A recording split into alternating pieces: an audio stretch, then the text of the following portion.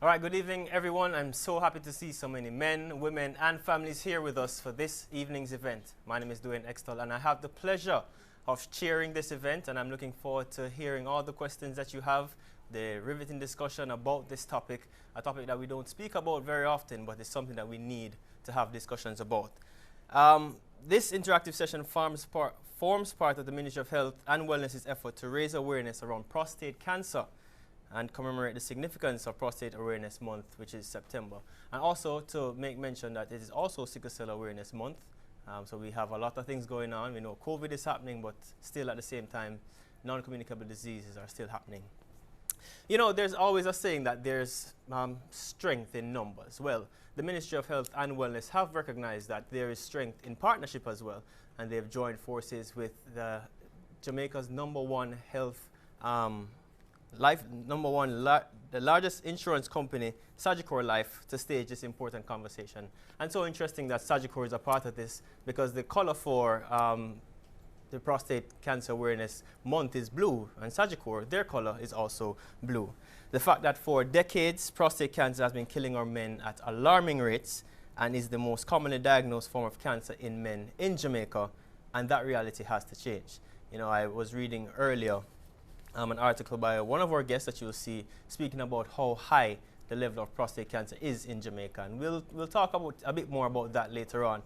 But while we're here, the response this evening, our goal this evening is for everyone to share, learn, and understand, dispel the myths, because as it's said all over the place, men are afraid of the doctors. I, for one, am as well. If you're sick, you're afraid of the doctor. If you're cough, you're afraid of the doctor. So even this, prostate cancer, has to be discussed in length. So to support those affected by prostate cancer and to encourage healthy promoting behaviors. So while we're here, we're going to hear from someone who you've probably heard from over the past couple months for about a year and a half, Minister Christopher Tufton, with a message. Good evening all. Let me first express profound thanks to the organizers of this important prostate cancer awareness interaction. I also wish to express my personal appreciation to our partners for their contribution. We recognize that tackling diseases like prostate cancer is not a job that is wholly the remit of the Ministry of Health and Wellness. We can only achieve significant progress if we build strong partnerships and alliances. To our esteemed presenters and panelists, we are grateful for your expertise, your time, and constancy in supporting prostate cancer awareness through your people-centered public education efforts. We look forward to the anchor point you will provide. To our survivors, for being so willing to share your journey with prostate cancer in the hope that you can inspire others, thank you for your bravery. Demonstrated here this evening is public-private partnerships in action that reiterates the need to use our voices collectively as agents of change. Prostate cancer is a sizable threat to the health and well-being of the Jamaican men and is a major burden in Jamaica. It ranks as the commonest cancer in the island and is the leading cause of cancer-related deaths. With September as Prostate Cancer Awareness Month, the goal is to support those affected by prostate cancer and encourage health-promoting behaviors. The ministry will continue to facilitate prostate cancer education in an effort to increase men's knowledge on prostate cancer while decreasing their anxiety on the issues and ultimately shifting men's attitude towards regular prostate cancer screening. Screening is a key determining factor in bringing down the high mortality rates for prostate cancer in Jamaica. In this evening's virtual session, we're encouraging your vigorous participation. Ask your questions, share your challenges, voice your concerns, as your involvement in this discussion will certainly help in meeting your informational needs and boost proactivity towards prostate cancer screening. With education, appropriate screening, and a continued effort towards innovative treatments, eradicating prostate cancer is possible. Especially in this month of September, the ministry aims to spread this message, increase optimism, and provide support to those in need. Have a good session, and thank you. Thank you, Minister Tufton. And very powerful words shared there by the Minister. We want to, as he said, decrease the anxiety around prostate cancer. And though prostate cancer only affects men, it is very important, and I've learned this from my mother, that the women know what's happening in your life, because they are the household leaders. They run things in the household, so whether it's your wives, the mothers, the significant others, your sisters, your aunts, they play a very important role in helping to sensitize men about prostate cancer. So women may actually hold the key to changing men's behavior in relation to early detection of prostate cancer.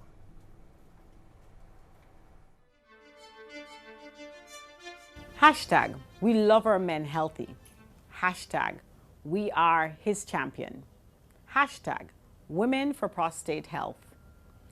It's no secret that men are oftentimes reluctant to visit the doctor. It's even more of a challenge to get them to initiate discussions with their doctors about prostate cancer screening. With September as Prostate Cancer Awareness Month, I am more mindful that we as women have an invaluable role to play in urging the men in our lives, our fathers, our brothers, husbands, sons, to get screened. As family units, we need to educate ourselves about the disease. For example, men with a father or brother with prostate cancer are twice as likely to develop the disease. We also need to be aware of the factors that can reduce the risk of prostate cancer, such as not smoking, reducing alcohol consumption, as well as embracing healthy eating habits and regular exercise.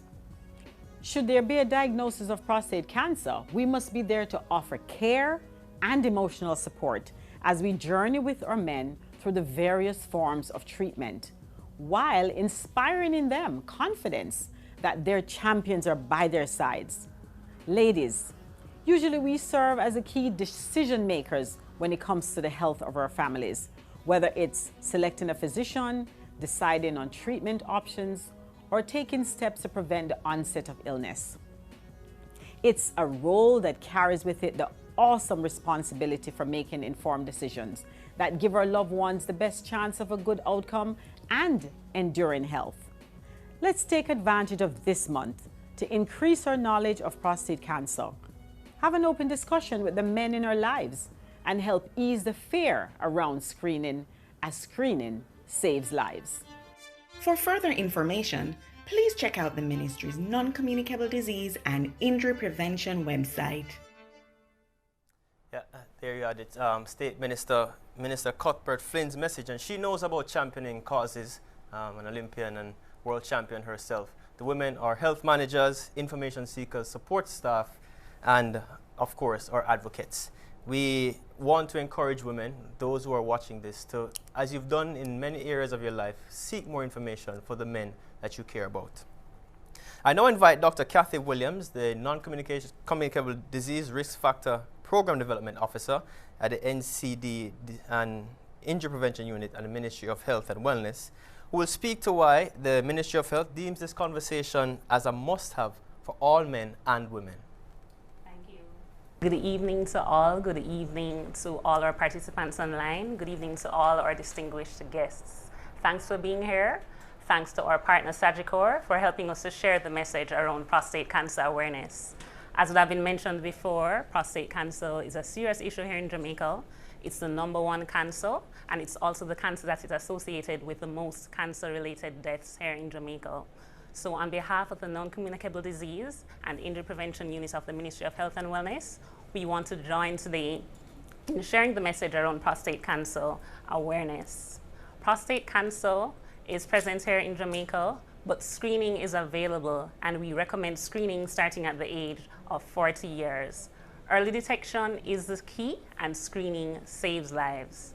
Treatment is available for our men, and we want to stand with our men today in encouraging them to get screening early, get treatment early, and continue to live long and strong lives.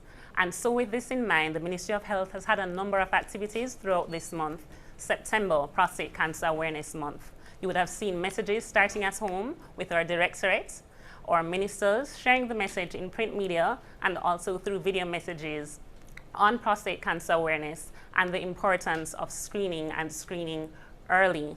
This event is one of a series of events around that public awareness that we know is so important in getting the message out around the prostate cancer screening. You would have seen our storyboard with someone who is struggling with a prostate diagnosis as well, a prostate disease diagnosis, and we see what that will pan out to be. So at the Ministry of Health and Wellness, we have a number of activities there. And lastly, this will culminate with Blue Day. That's Thursday, September 23rd. We encourage Jamaica to wear blue to raise awareness and consciousness around the prostate cancer awareness and in support of our prostate cancer survivors. So thank you for being here with us, and may this message continue beyond the month of September, that men go out, get screened, go for their regular checkups, and continue to live long and strong. Thank you.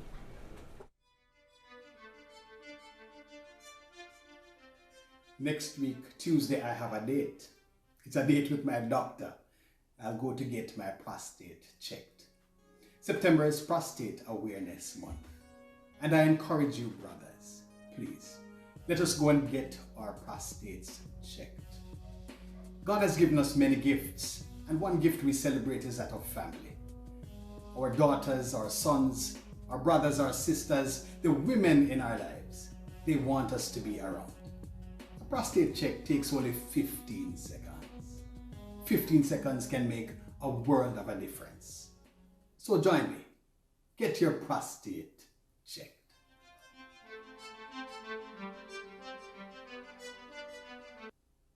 There from Reverend Asta Carlisle, and thank you so much, Dr. Williams. The Ministry of Health knows that a collective voice with a shared vision can only amplify the objective messages. So when we get to our next guest, Mr. Mark Chisholm, Executive Vice President, Individual Life Division, Sagicor Life Jamaica, he brings greetings on behalf of the Sagicor Group. And Mr. Chisholm is, I've learned a lot about him after set. You know, he loves socks in all different colors and shapes, and so he's also a brother of mine by extension, and I'm really happy to share the stage with him.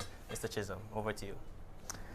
Good evening, everyone. Salutations, Sir Dwayne Agagis, Minister of Health and Wellness, Dr. Tufton, guest speaker, Professor William Aking, and Keisha Bowler-Hines, and special good evening to Mr. Kez and Marcia Harrison. Members of the online audience, members of the media, ladies and gents, good evening again. Firstly, I would like to thank the Ministry of Health and Wellness for hosting such an event, inviting us to this platform. It's a pleasure to be here to express my support for this initiative and to encourage men to take their health seriously. Prostate cancer is a very serious disease, and it is the leading cause of cancer-related male death in this country. Last year, over 1,500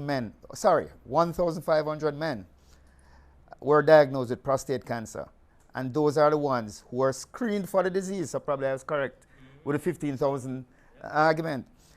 Statistics shows that 1 in every 6 Jamaican men will be diagnosed with prostate cancer in their lifetime, with 66% of them dying because they were never diagnosed or treated.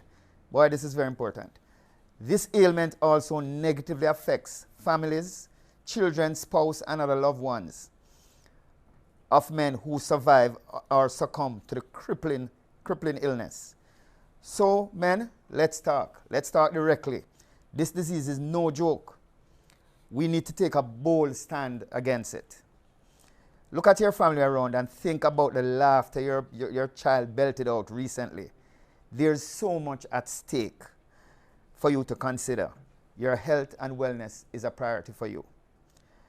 As a part of maintaining your health is getting your prostate screens done as soon as you're 40-year-old. And Professor might tell you even before, because once it runs in your genes, then the risk is there. At Sagicor, we pride ourselves through every stage of the life and continue to advocate for you to maintain your health and wellness for yourself and your family. Through our recently launched Do It Yourself, Do It For You wellness initiative, We are on a mission to encourage all Jamaicans to make a better lifestyle choices and better lifestyle for themselves and their families. Today I'm urging you to get your prostate checked. Do it for you. Do it for your family. Do it for your future generation of men who will need role models to emulate. For us to truly tackle the high incident rate of prostate cancer in Jamaica, the experts will tell you that your chance of survival is far greater if the disease is detected early. So boss man, don't wait till it's too late. Increase your chance of survival doing your annual checkup. Let's take the stance against the prevalence of prostate cancer in our society. It is integral in influencing our brothers, uncles, fathers, sons, nephews, friends, and even people and sistren and your brethren. Talk to them on the corner. It is a silent partner, and it will become a silent killer if you are not checked. So please, get your prostate checked when you are 40. It is not a lung test, it's a blood test. But the prof will go into, I'm not a medical person, but I'm encouraging you guys, please get yourself checked. Thank you so much, Mark. I can't make you go yet, without may have a little reason before we leave, because a lot of times it is almost as if men are forgotten about. And now Sagicor has come as a part of this. How do you feel as a man being at Sagicor for them taking this initiative? You see, as the executive vice president, I come across data a lot. And when I say data, I mean people claiming, making claims through the critical illness products that we have.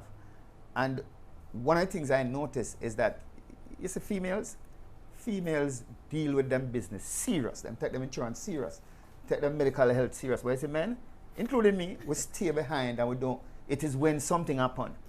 That is if someone turn up and say, by the way, where's my insurance policy? And is his wife African come doctor too. So it is something that we struggle with. So that is why we view this as an opportunity to speak directly to men in Jamaica. Mark, thank you so much, and thank you to Sagicor for being a part of this as well. There you are, Mark Chisholm, Executive Vice President, Individual Life Division, and so much more at Sagicor, but he'll just stick with this one for now. So, and Mark, I really want to say, I hear the talk about being tested at 40. A couple of years ago, I thought 40 was a long way for me. It's just 10 years from now, you know? You know, and that is why in my last presentation I spoke about the idea of if it's in your genes, the probability is there. But it's because I didn't know that my father had prostate cancer. I never knew. Meaning, meaning I don't know if my father had a touch of it. So it's important that I get checked. So I get myself checked every year because I don't know if he knew. So it's important. Yeah, there you have it. All right, thanks, Mr. Chisholm. Mark, we really appreciate it. And for those who are online and have tuned in and are watching us, we have a spot prize courtesy of Sagicor. What month is recognized globally as Prostate Cancer Month? The answer, well, for the first correct answer, In tackling a disease head-on like prostate cancer, a disease that affects our male population so badly, we had to call upon many voices to lend support to the cause, all in an effort to be able to extend our reach and add greater level of authenticity. I would like to share with you some of our champions for Prostate Awareness Month. Hi, Jamaica. Last year, an estimated 1,561 Jamaican males were diagnosed with prostate cancer. What is sad is that too many of our men are showing up late for screening. The recommended age to begin screening is age 40. Now I know the thought of the digital rectal exam and the blood test is unpalatable. But what is more uncomfortable is the thought of your family continuing without you. Men, man up and get screened today.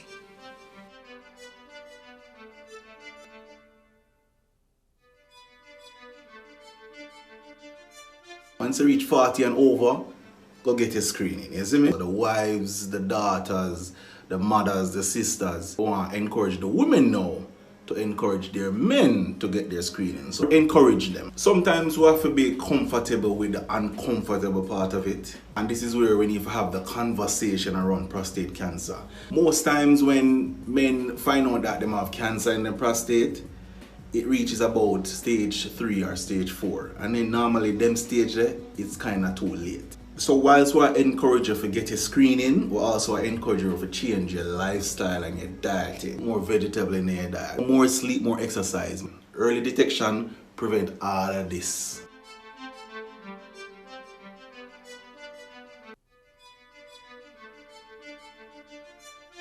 In construction, health is wealth.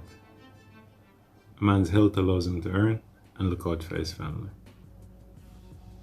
Prostate cancer is a serious disease affecting many men in Jamaica. Look out for your health and look out for your wealth. Book an appointment for prostate cancer screening today. Thank you so much, gentlemen. So there you heard it from the advocates. Women, you will play a very important role in the early detection of prostate cancer. Just want to announce our winners. Shanique on Instagram, one of our winners for the question, what month is recognized globally as Prostate Cancer Month? And so to Omar Oliphant on Facebook, I believe, and the answer to the question is September. So thank you so much for participating. Joining us now is Professor William Aiken, Senior Lecturer in Urology and Consultant Urological Surgeon at University Hospital of the West Indies, who will be answering some questions live and in the chat. So remember, put your questions in the chat if you have questions for Professor Aiken. Professor, good to have you. Good evening, Dwayne. Well, you know, it's so scary, the thought of a prostate examination. But what is the prostate and where is it located? Okay, so the prostate is one of what we call the accessory organs of male reproduction, in that it plays a supporting role. The primary organs are the penis, the organ of copulation, and the testis is where the sperm are produced.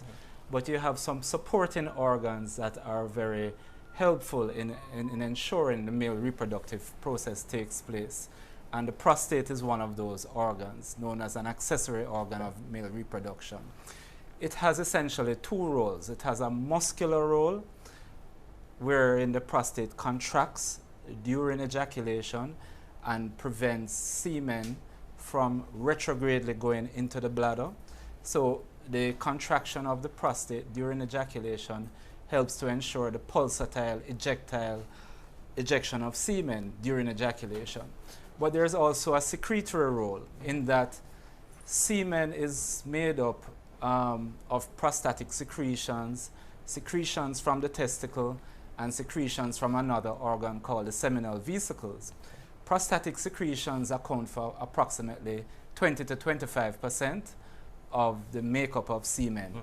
And those secretions are important because they have metabolic products in them that help to support the sperm cells as they make their journey through the female tract. It also has a very important enzyme, which we're going to be talking a lot about later, called prostate-specific antigen, which helps to keep semen fluid and liquid so that it flows freely in the female genital tract. You just said something that's kind of interesting to me. How important is it when the prostate prevents semen from going back? You said retrograde ejaculation. Yeah. How important is that to not happen? Well, it's important in terms of normal fertility. If a man has retrograde ejaculation, he will not be able to father a child spontaneously. He will need help. And so the contraction of the prostate during ejaculation prevents that from occurring, and thereby allows a pulsatile ejection of semen during ejaculation. Okay. So if that mechanism is interrupted for any reason, and there are many reasons why it may be interrupted, and a man gets retrograde ejaculation, he will need help in fathering a child. Okay. So how do you prevent that from happening? Prevent retrograde ejaculation? Okay, so there are a number of diseases that are associated with retrograde ejaculation. Diabetes is one of them. If it affects the nerves that supply the bladder neck and the prostate, you may end up with retrograde ejaculation. There are certain drugs to treat what we call benign prostatic hyperplasia, which is one of the diseases that affects the prostate as men get older. Not prostate cancer, where the prostate enlarges with age. And that drug may also called Flomax, or other drugs similar to Flomax may actually cause sperm to go backwards into the bladder. And then there are certain operations that we do on the prostate. For example, if a man again has BPH and it's causing obstruction to the flow of urine and it's not amenable to medication, we may have to operate on that man. And during that operation, invariably the bladder neck is defunctioned. Okay. And retrograde ejaculation may occur. All right, so we're in September, Prostate Cancer Awareness Month. What is prostate cancer, and do we know what causes it? All right, so before we talk about prostate cancer, we have to look at exactly where the prostate is located. So the prostate is located just below the urinary bladder, and the urethra passes right through the center of the prostate. The prostate gland is immediately behind the pubic bone and immediately in front of the rectum. And as the urethra passes through the prostate, it continues in the root of the penis. So whenever the prostate gland enlarges, it may compress the urethra and cause urinary symptoms. The thing about prostate cancer, it occurs in a part of the gland that is away from the urethra. So by the time the cancer grows to a point where it may obstruct the urethra, it would tend to have grown outside the gland. Okay. So one of the things about prostate cancer is that you do not want to wait until you have symptoms. Well, exactly what is prostate cancer? So in the human body, you have trillions of cells that make up the human body, and these cells coalesce to form organs. Organs come together to form systems, and the organs themselves are made up of tissues. And these cells are in harmony with each other. Essentially, a cancer occurs when you have an abnormal reproduction of the cells, generally due to a change in the DNA or the genetic makeup of the cell. Yeah, I think at this point we fell asleep in biology class. A teacher wouldn't be proud of that. So sure. Yeah. So when you have an abnormal reproductive rate and these cells are reproducing abnormally, and there are the control mechanisms that are normally in there to keep that reproduction in check, then you have a cancer. And when those cells achieve the ability to invade other tissues and to access the lymphatic system and the bloodstream and travel to distant sites in the body, then you have a cancer, which is a parasitic situation. Gotcha. I think 2014, I was reading an article that you had written along with, I don't remember who it was, and in it it said Jamaica has the highest incident rate of prostate cancer in the world, with an age standardized rate of 304 to 100,000 per year. Is that where are we now? So sure. So that was not my article. So yes, there is an article that was published in about 1999, I believe, that suggested that Jamaica has the highest rate in the world. However, the credibility of that article has been called into question, and we go more by the World Health Organization's figures. If you look at the WHO figures, the Caribbean as a whole has the 5th highest incidence of prostate cancer in the world. We are unique, though, in that our mortality rate is exceedingly high. And up until a few years ago, our mortality rate was the highest in the world. But sub-Saharan Africa has now overtaken the mortality rate. And so we are now number 2 in terms of the death rate from prostate cancer. Wow. How is it detected? Because I hear people all the time say men are afraid to go get the prostate checked, but how do you detect, how do you know that you have prostate cancer? Well, one of the key take-home messages is that early prostate cancer does not cause any symptoms. And so if we're going to detect prostate cancer early, men have to come in for what we call screening. Screening by definition is where you subject a person who is asymptomatic, meaning a person who has no symptoms, to a test to detect if there is a suspicion for a disease, and then you do confirmatory tests to confirm the presence of that disease. So because early prostate cancer does not cause any symptoms, and early prostate cancer is a stage at which prostate cancer can be cured, we encourage men beginning at age 40 to come in on a yearly basis to have their prostate checks. And what does that involve? It involves 2 tests, and the 2 tests are very important and they're complementary. One is the prostate-specific antigen blood test. I mentioned earlier that the prostate produces this enzyme called PSA, and the biological role of PSA is to keep semen liquid. Whenever there is an abnormality of the prostate, and it's not just cancer, any abnormality, PSA leaks in increased amounts across the bloodstream, across the basement membrane, into the bloodstream. And so we use this PSA test to detect if there is any abnormality of the prostate. So an elevated PSA test tells us that there is something wrong with the prostate. It doesn't tell us that you have cancer, but it's an indication that further tests need to be done. There are many things that can cause an elevated PSA: riding a bicycle, ejaculating, BPH, which I alluded to earlier, the benign or non-cancerous enlargement of the gland, inflammation of the prostate, stoppage of water, urinary tract infections. All of those things can cause an elevation in the PSA. So that's one of the tests that we do to check for cancer. The other one is the test that men are afraid of. And why do you think they are afraid of the test? Well, I'll tell you. So we're referring to, of course, the digital rectal examination. And digital has nothing to do with computing. It just simply means that the doctor uses his or her digit to examine the prostate.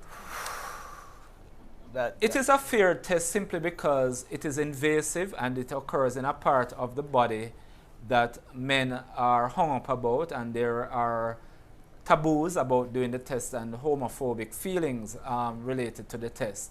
But the test, I can tell you, takes about 10 seconds. I heard earlier somebody mentioned 15. If somebody is doing the test who knows what they're doing, it takes about 10 seconds to have the digital rectal examination. What the doctor is looking for at the time of the examination is the consistency and size of the prostate to determine if there is any abnormality of the prostate. The normal prostate feels like the tip of the nose.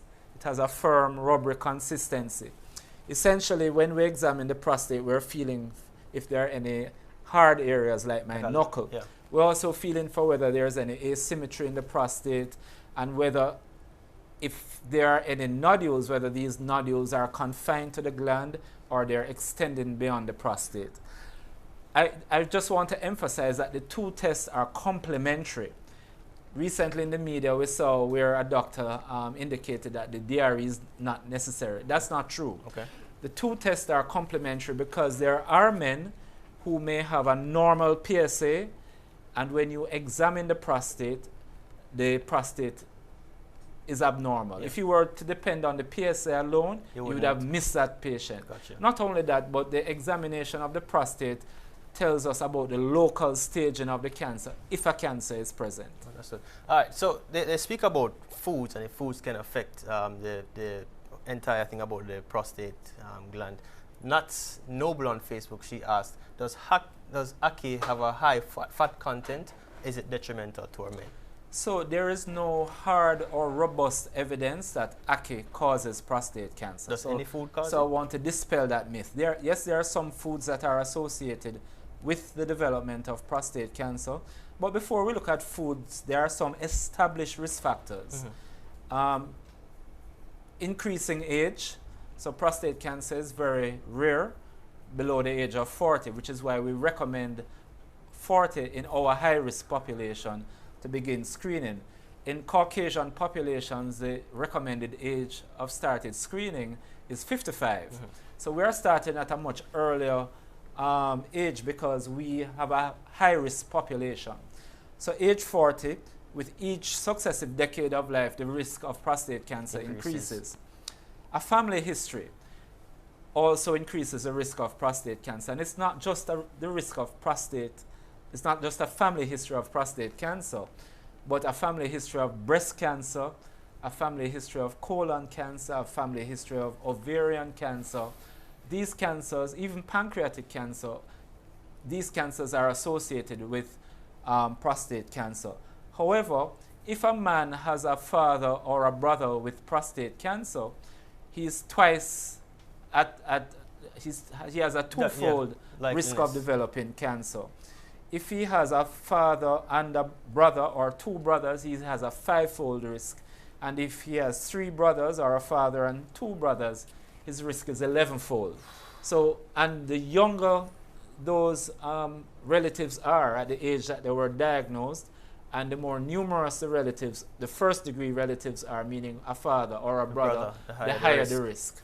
I just want to emphasize, though, that only 10% of men have a family history of prostate cancer. Okay.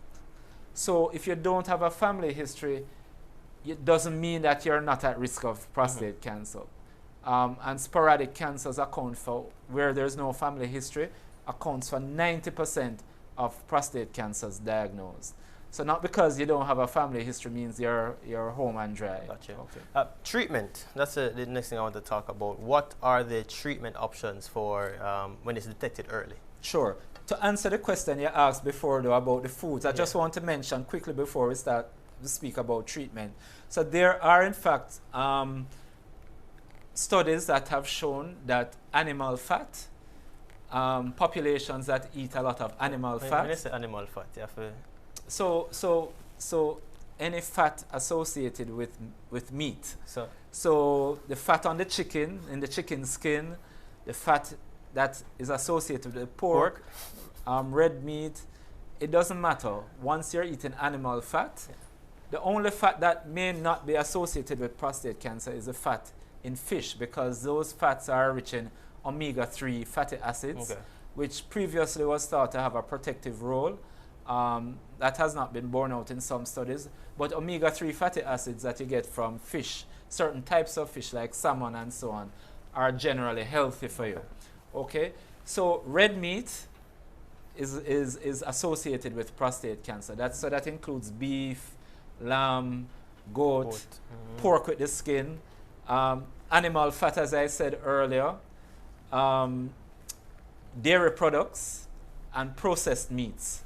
Now, processed meats include things like sausage, bacon, salami, bologna, anything that comes in a plastic wrap and has to be preserved. So you're not saying that men should stop eating these things, though? No, I'm not saying men should stop eating these, but I'm saying you should minimize your intake of these things, because we spoke about lifestyle choices earlier. We know that the choices that we make in terms of our diet now will determine what diseases we suffer from 5, 10, 15, 20 years down the road. If a man habitually eats on a regular basis a lot of processed meats, he's increasing his risk of developing not only prostate cancer, but colon cancer and other cancers, okay?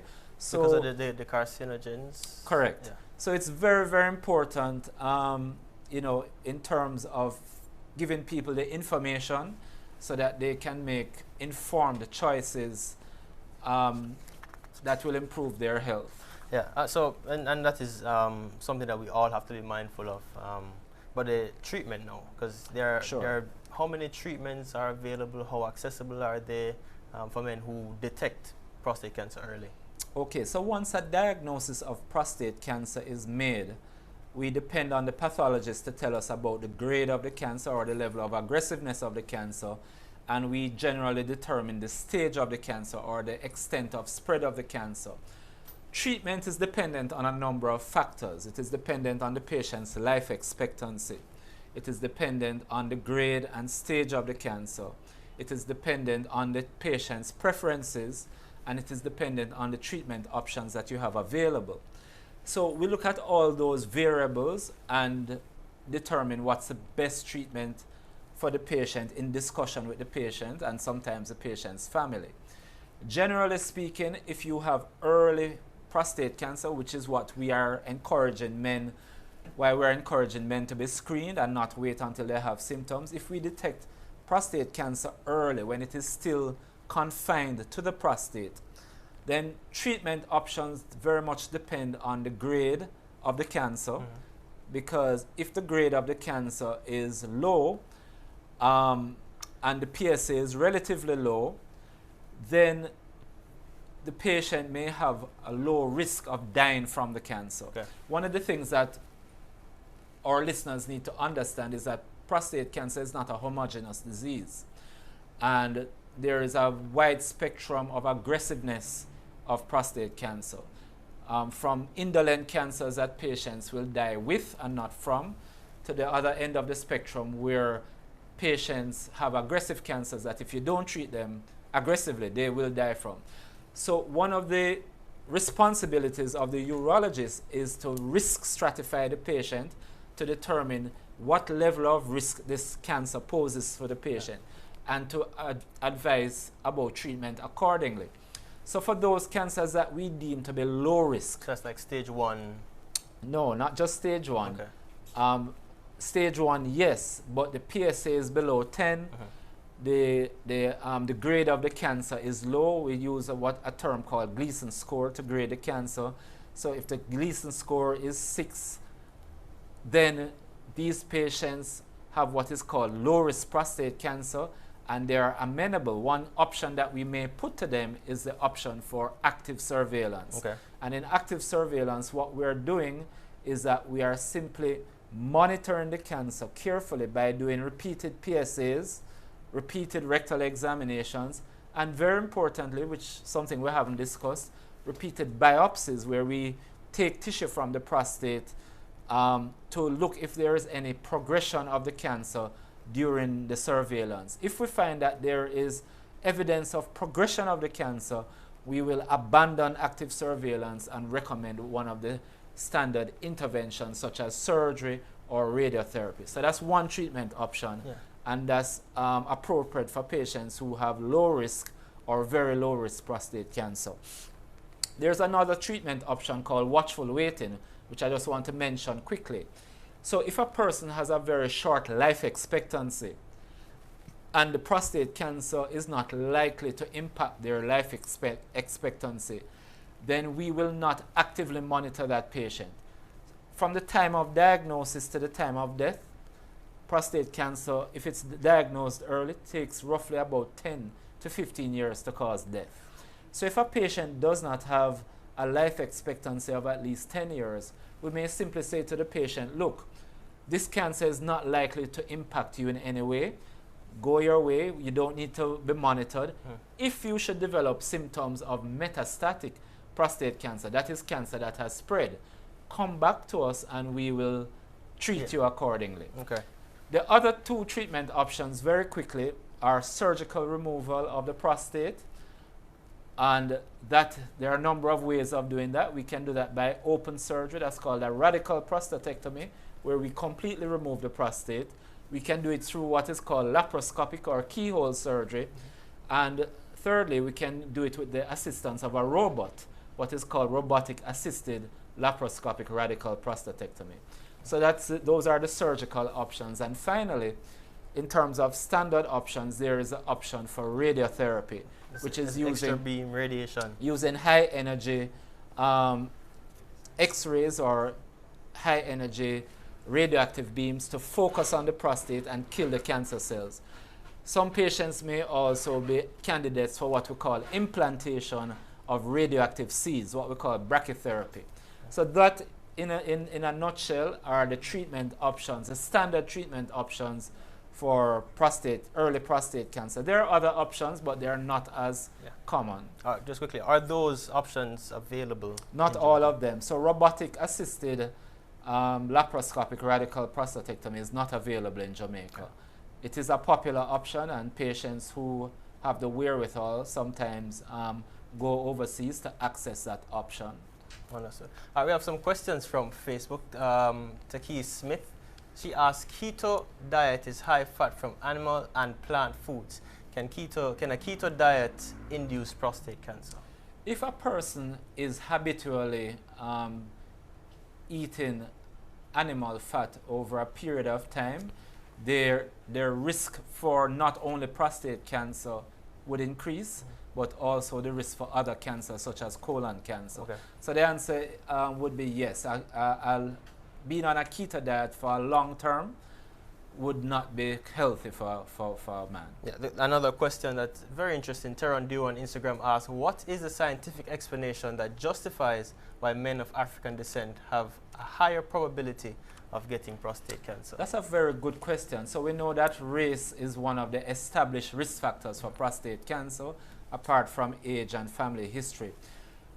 We know that there are biological factors associated with race that would put men of African ancestry at increased risk. And there are a number of genes and other factors that would account for that. But there may also be cultural factors as well as socioeconomic factors that are highly confounded with race. And sometimes it's very difficult to tease out whether it is race per se or some of these other factors that are highly associated with being of African ancestry that may account for the high prostate cancer incidence rates.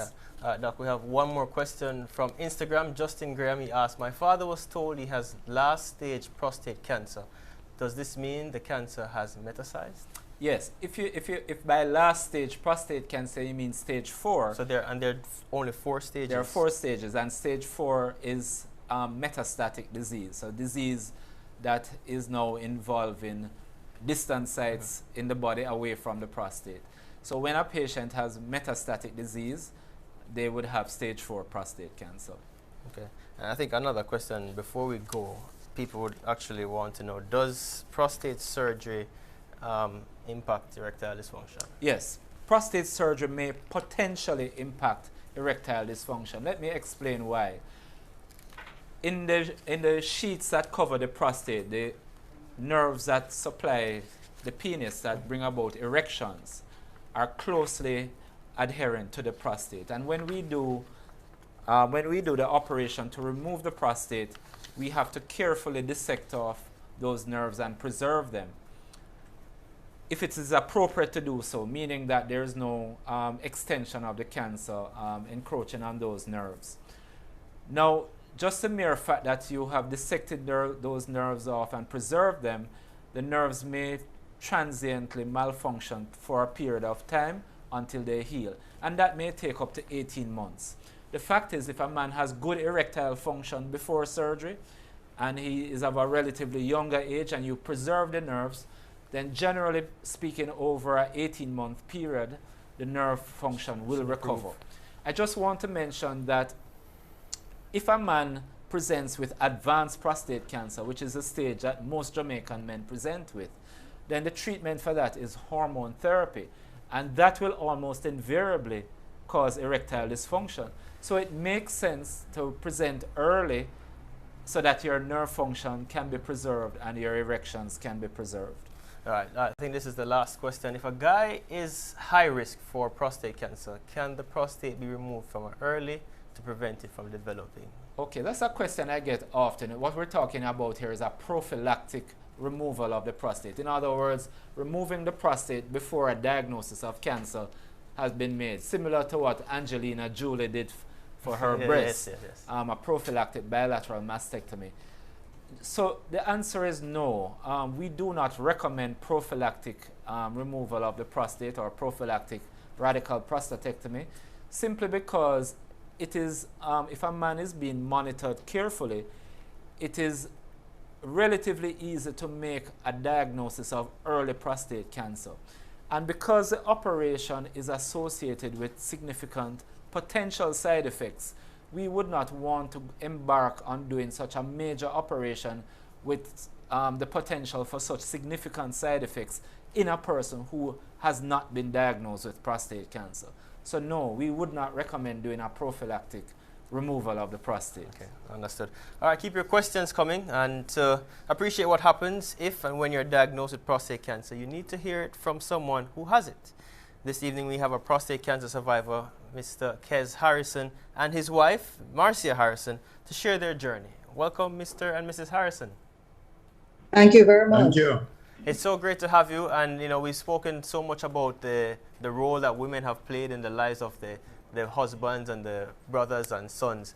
Marcia, and I want to really start with you first. What was the journey like with your husband when he was diagnosed? It was a supportive journey. At first, I was seriously concerned, a little shocked, but then, of course, I was in denial. And I tried to keep as calm as possible because I didn't want to get him to be worried. So we took the situation to the Lord in prayer because we knew that God would come through for us. But support is very important. Yeah, because how long ago was your diagnosis? Just about 10 years. The surgery was done about 10 years ago, and was diagnosed just a few months before that. The year before, let me say, I did my regular medical test, and in 2010, the PSA was just a little bit high. It wasn't cause for alarm. So they said, okay, let's see what happens next year. And by the following year, I went back in 2010. The PSA was way up, and so I was set to do the biopsy. And there it was, cancer. Yeah, 10 years ago. Yeah, when you learned about the diagnosis, what was your reaction, Kez? What did you feel like? If you could take me through that moment. Well, that particular moment was one of dread, one of fear, one of sort of disbelief, because these things I think you don't happen to you. Although, what took me over that hump kind of in a short time, I went through all of those emotions. What took me over it was the fact that my younger brother had prostate cancer. He did the surgery, or the laparoscopic surgery that he did in the United States. But we are very close, and I went through the whole journey with him. We spoke on the telephone regularly about the journey that he went through. So it kind of helped me to realize that it's not a death sentence. Yeah, that is thing, you have to work with it. And I'm sure Marcia played a huge role in you being comforted along the way. Marcia, what was it like, though? What were your initial reactions? Yes, as I said earlier, I was very shocked, and I was concerned about it, but I didn't really want to frighten him that I was seriously concerned. So, kept calm, as I said earlier, took it to the Lord in prayer. And I realized that from the get-go, I had to be very supportive, to him. Yeah, with your supportive role, what do you say to mothers, wives, sisters, significant others who are faced with this challenge with their husband, brothers, or sons? What do you say to them in terms of giving support? Well, it is important to be supportive. The challenges will not last forever, and it is important to support them. And they also need to educate themselves on prostate cancer. This I did, because as you know, knowledge is power. And just want to share my experience. When Kez got home from the hospital, I ensured that he had a little cozy corner, and we set up some plants and gave him a recliner, and he ensured that he was comfortable. I also made an arrangement with my employer for some extra time in the morning to ensure that he was comfortable before I went to work, even though I had help at home. So support is very important. So just support your spouse, support your brother, support your friend, and always remember, I just want to emphasize this, that encourage the male around you, as the doctor said earlier, because to get themselves screened, because early detection is very important. Yeah, Kez, what was that experience like? I know your wife spoke about just being there, but what was it like for you? I mean, you're the one who had prostate cancer. What was it like having your wife almost holding your hand the entire way?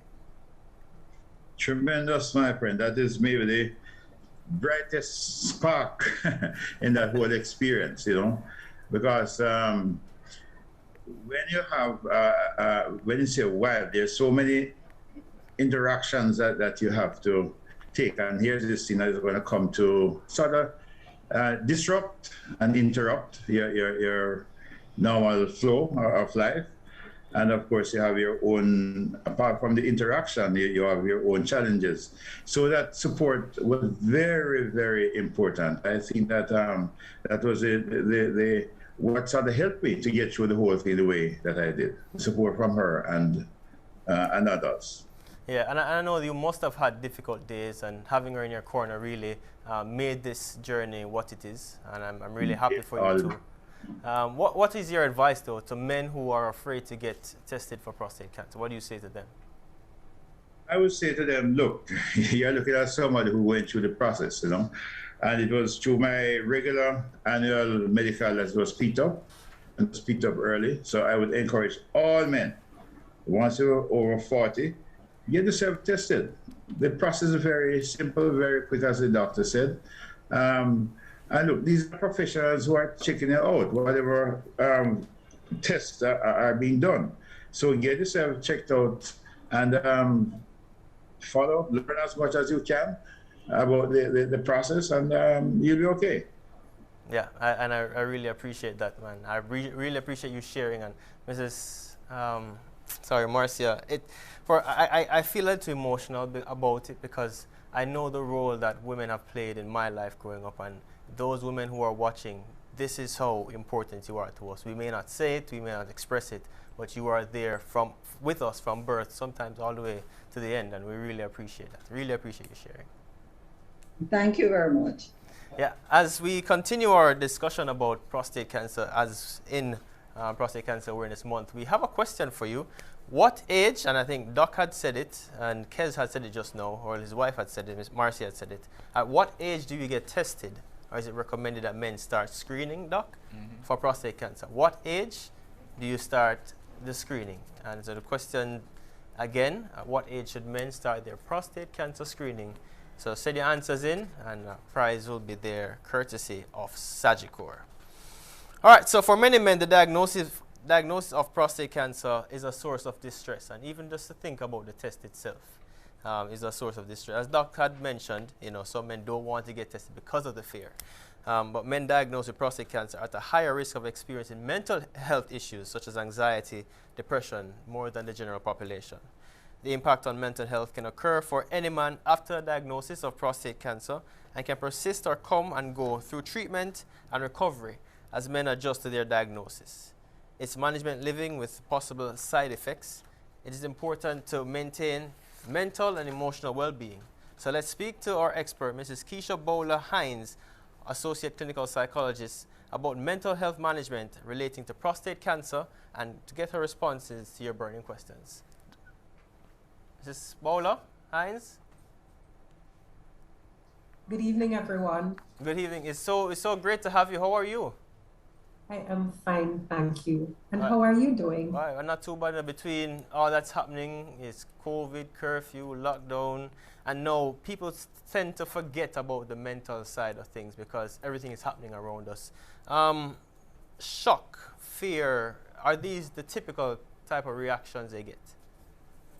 All right. So these symptoms may actually be experienced by persons. However, the general gamut of psychological reactions are what we need to look at.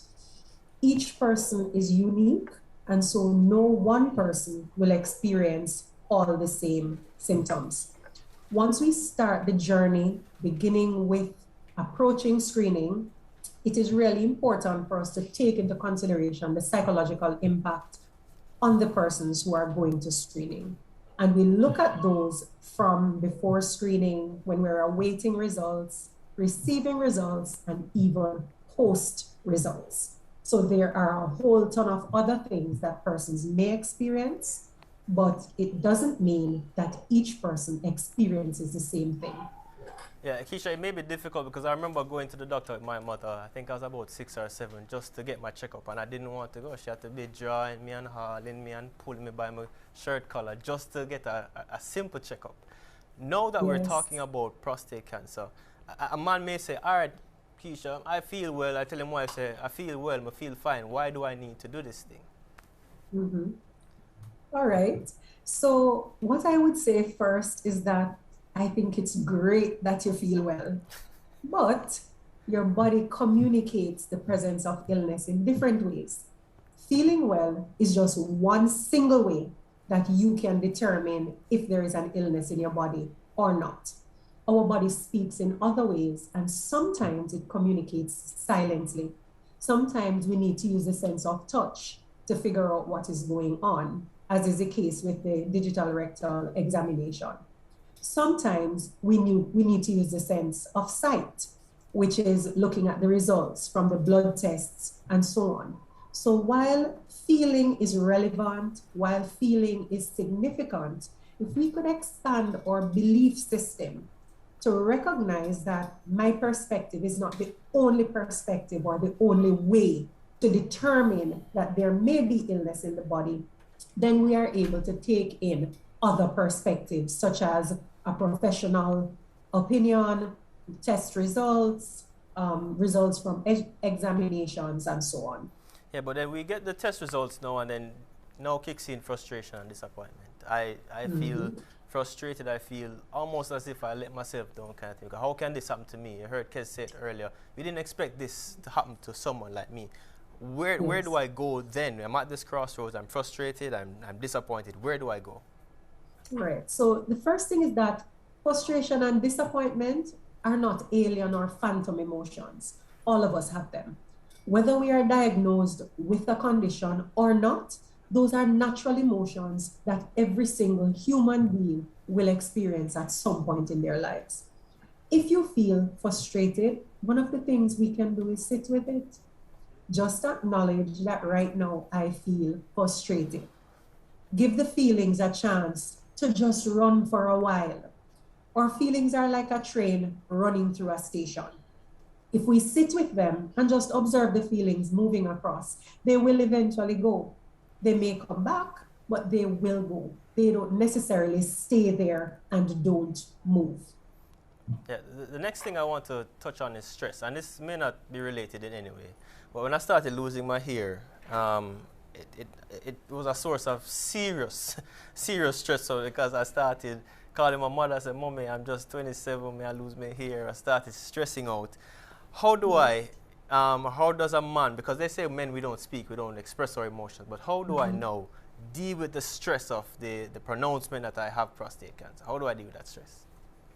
Well, the first thing to do when we are stressed in that way is, as our guest said, get support.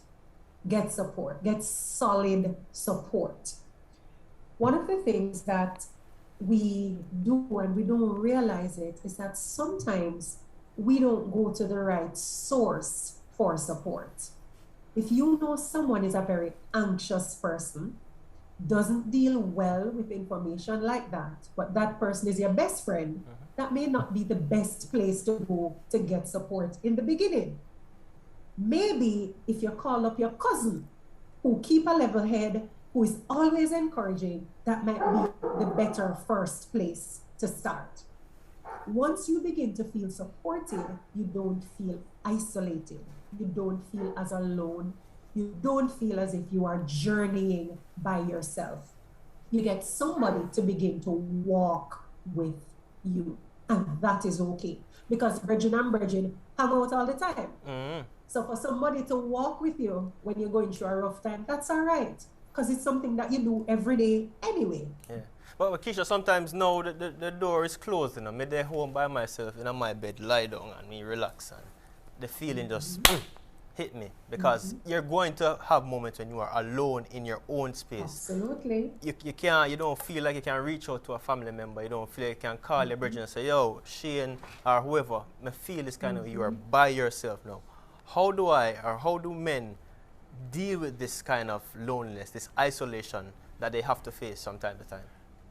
All right.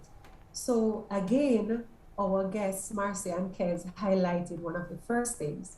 For persons who have religious beliefs or religious faith, a good place to start is to draw down on your faith. For the Christians in the group, Jesus is omnipotent, omniscient, he's all-knowing. He will hear you, even if you can't see him. And when you can't see him, you're going to feel him. For persons who may not necessarily subscribe to a non-secular approach, we may begin to target our thoughts. Quite often, when we begin to feel stressed, there are some thoughts running through our head that help to drive us to a greater and greater stress level. If we are able to slow it down and realize, hold on a minute, what kind of thought is this I have? This is not right. You then begin to capture that thought. It's like gripping it, and then you confront it. Challenge it with the truth. So you may have a thought, for example, that said, Jesus have mercy, never dead. You can actually hold that thought and go, hold on, but me alive, me not dead. Me find out, me can go talk to the doctor, and me not have to lay down in here by myself, even though I lock up, even though I'm by myself, even though I can't go to nobody else. You know, I make me call somebody, because I'm not going to sit down here by myself and make no thought take control over me. I am the man. I rule my mind, I rule my thoughts, I rule my thinking, I am in control of that, and I'm going to demonstrate that. All right, I like that you talk about the part where you say, I am the man, because now the masculinity part where a man may now feel a sense of loss, or they worry about the side effects, you know, erectile dysfunction. Let's get straight to it, because I think a lot of other people have that concern. How do I know, or how does a man redefine himself? Because as a man in our society, you're judged by your bravado and your ability to be a man, and your penis can stand up, yes or no. How, if this no affects you, how do you find your sense of purpose?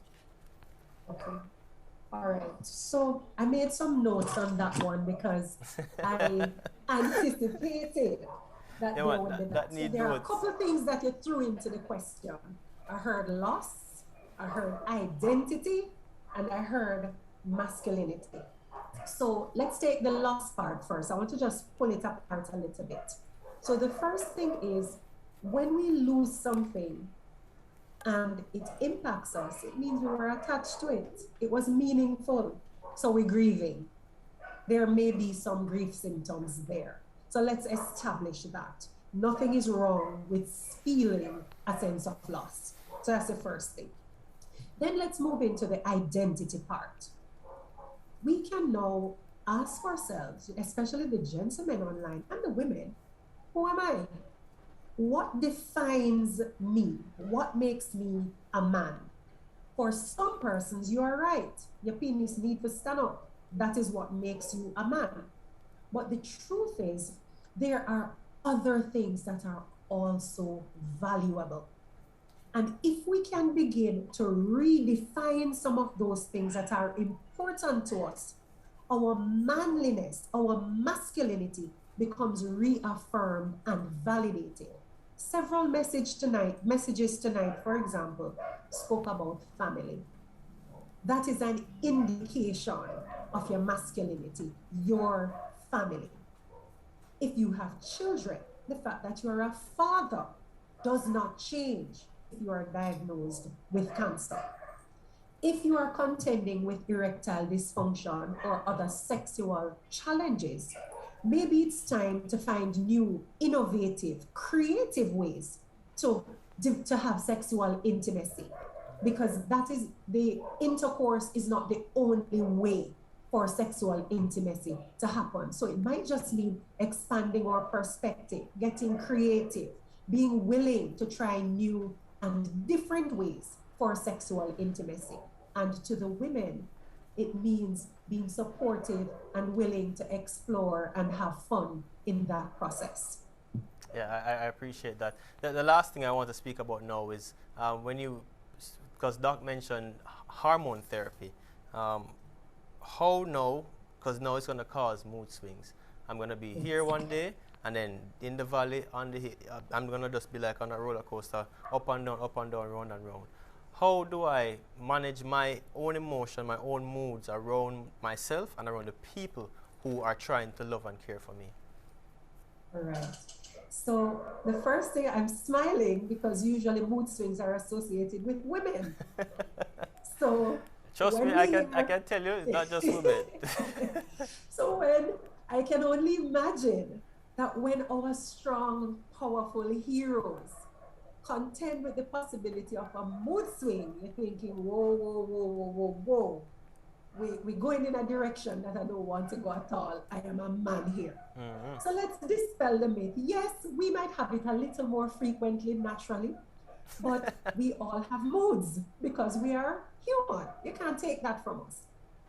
It may just be that because of the hormone therapy, the males are experiencing those swings more frequently and more intensely. What do? Get involved in recreational activities. Figure out what you love to do, when you love to do it, and do it. Exercise is a great way to help to manage mood swings as well. Self-awareness is key.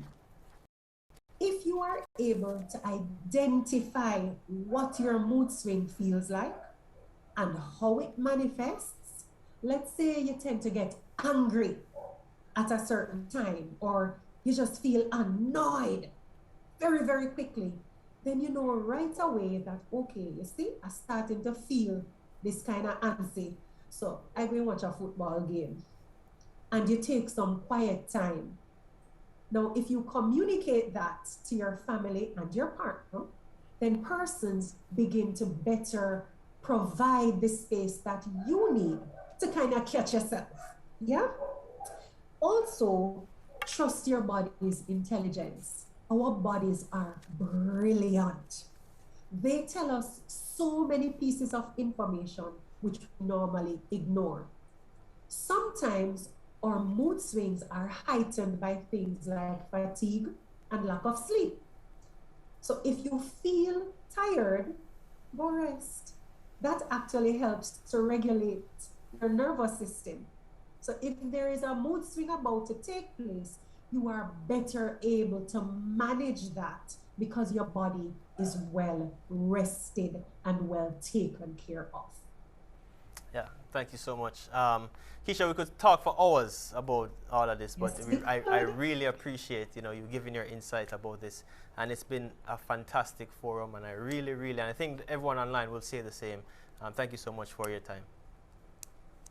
You're welcome. You're welcome. Thank you for having me. Yeah, so thank our expert, Mrs. Keisha Bowler-Hines. She's the Associate Clinical Psychologist at the Southern Regional Health Authority, speaking about the mental health management relating to prostate cancer. And this is where we come to an end for the evening. A fine example of collaboration promoting education and awareness about prostate cancer. Much appreciation, much. I sat here and I learned so much from Professor Aiken, Keisha Bowler-Hines, and the husband and wife team. Cannot forget about them, Mr. and Mrs. Harrison. A special thanks to the persons who lent their support in one form or another for this evening's prostate cancer awareness discussion. And big thank you to Sagicor as well. Being on this team, being a part of this initiative is really, good. So this and every month, if you are a male 40 years and older, ask your doctor to perform annual screening as a part of your routine physical. Let us generate awareness about prostate health all year round by encouraging husbands, dads, brothers to learn more about prostate cancer and talk with their doctors about their risk. So mothers, wives, sisters, this is your part. Now, don't leave it up to the men. Do not leave it up to us, because if you leave it up to us, I mean, you don't know what's going to happen. My girlfriend left a flower for me to water for the past couple of months and it died. So don't leave it up to us. Let's all leave here driven towards the continued pursuit of our shared mission, i.e. to make meaningful diligence, a meaningful difference in prostate cancer prevention. And I want to say a huge shout out to the Ministry of Health and Wellness as well. We cannot forget about them. They've been doing so much over the past couple of years. We're hearing about COVID and all, but there are so many other things going on. As we said at the top, Sickle Cell Awareness Month is this month as well. So thank you so much for joining us. And our winners, for the question that I asked, at what age do you test for prostate cancer? The answer is 40. I think we had a winner from Instagram, Cleo_crazy on Instagram, and Steffi and Sharon Gregg on Facebook. So thank you so much for joining, and I hope you found it very educational as the Ministry of Health continues to help increase the knowledge around all non-communicable diseases in Jamaica. Thank you.